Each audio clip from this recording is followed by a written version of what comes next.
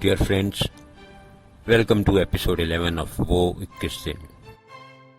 अच्छे से हाथ मुंह धो के बैठिए क्योंकि आज खाने पीने की बातें होंगी।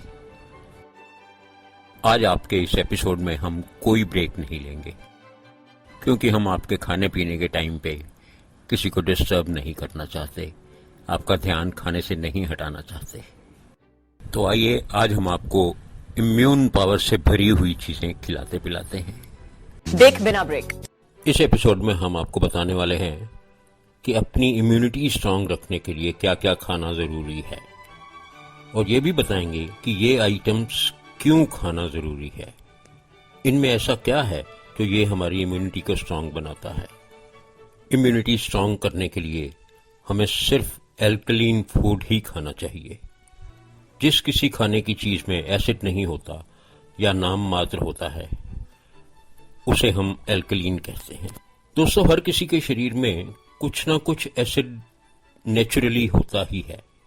नेचर ने हमारे शरीर में ये एसिड इसलिए दिया है कि हम जो कुछ भी खाते पीते हैं उसे पचाने के लिए एसिड की जरूरत होती है।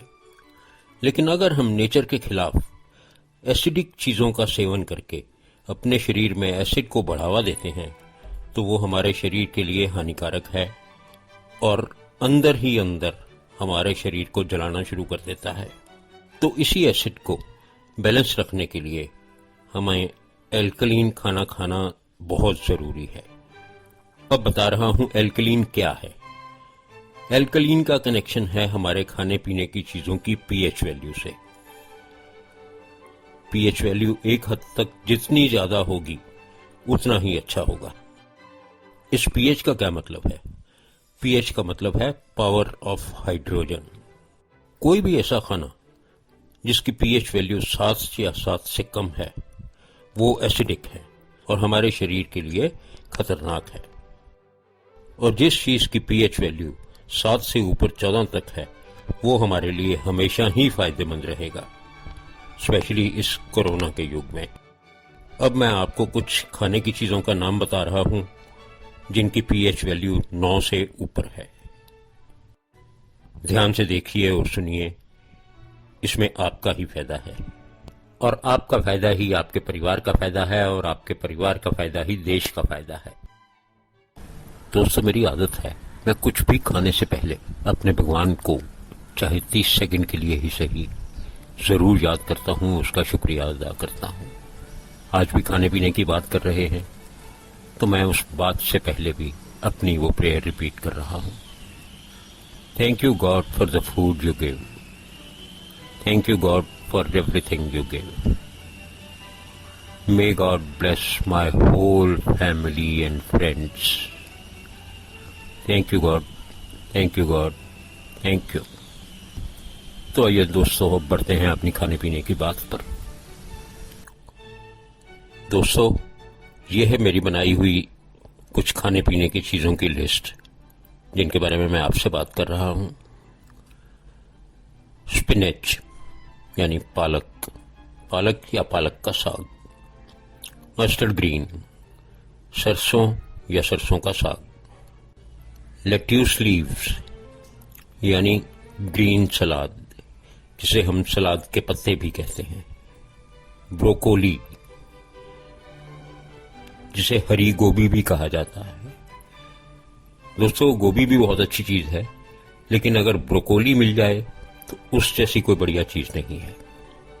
शिमला मिर्च।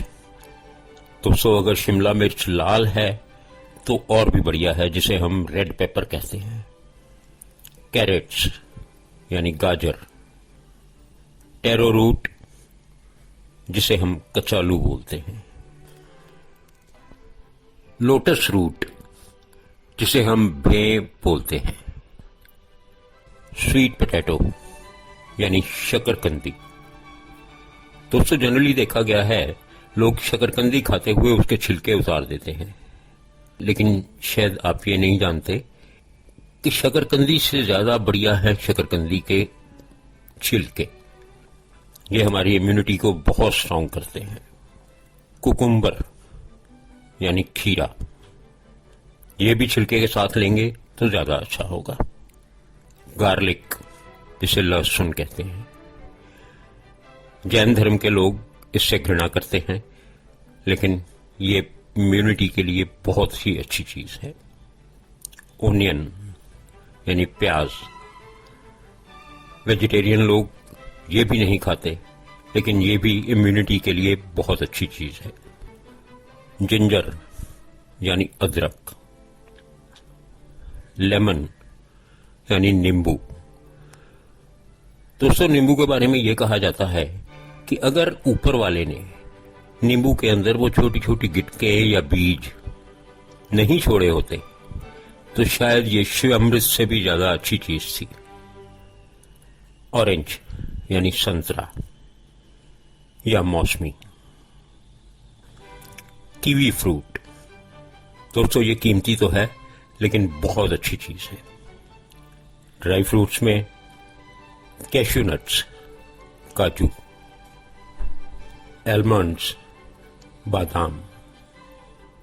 बस इतना जरूर याद रखना दोस्तों कि ड्राई फ्रूट्स को छोड़ के आप बाकी पूरी लिस्ट में से कुछ भी पकाने लगे हैं या खाने लगे हैं तो उससे पहले अच्छे से पानी से धो लें। पानी गर्म होगा तो और भी अच्छी बात है। और अगर पानी में एक चुटकी सोडा डाल देंगे, खाने वाला सोडा डाल देंगे तो और भी बहुत अच्छा हो जाएगा।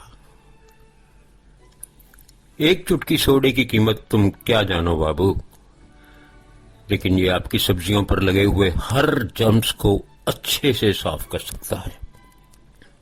अब बाकी चीज रहेगी पानी। दोस्तों, आप सब जानते ही होंगे इंसान का शरीर 5 तत्वों को मिला के बना हुआ है। उनमें से एक है पानी, और यही एक ऐसा तत्व है जो सबसे ज्यादा मात्रा में होता है। हर इंसान के शरीर में 70 से 75% तक पानी होता है। आप खुद सोचिए, अगर हम उस पानी को साफ सुथरा रख पाएंगे तो हमारे शरीर की 70 से 75% तकलीफें तो वैसे ही साफ हो जाएंगी। दोस्तों, जो इंडिया के टैप्स में पानी आता है वो जनरली 7 pH का या उससे भी नीचे का आता है। किसी अच्छे वाटर प्योरीफायर का इस्तेमाल करें और पानी को 7 pH से ऊपर की वैल्यू में ले जाएं। और बाई चांस अगर इस माहौल में कोई वाटर प्योरीफायर का इंतजाम नहीं होता तो पीने से पहले पानी को अच्छे से उबाल लें और फिर ठंडा करके पिएं। मैं तो ठंडा भी नहीं करता, मैं तो उबला हुआ पानी ही पीता हूं। वेयर एज मैंने पिछले 3 साल में 9 pH से नीचे की वैल्यू का पानी नहीं पिया।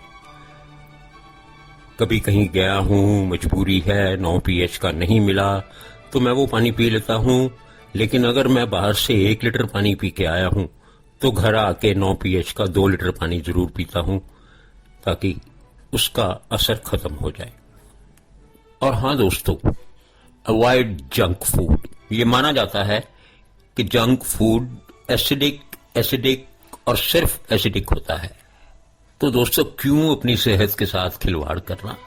कोल्ड ड्रिंक्स, स्पेशली कोला वाली कोल्ड ड्रिंक्स बिल्कुल नहीं पिए, और खाने के साथ तो बिल्कुल भी नहीं, क्योंकि कोल्ड ड्रिंक प्योर एसिडिक है और वो हमारे खाने की इम्यून पावर्स को भी फ्लैट कर देता है, नष्ट कर देता है। यही है आपका 56 भोग, जिसे खा के सुदामा जी धन्य हो गए थे। आप भी खाइए और धन्य हो जाइए। दोस्तों, अब ये एपिसोड यहीं खत्म कर रहे हैं। अगले एपिसोड में फिर मिलेंगे कुछ नई बातों के साथ।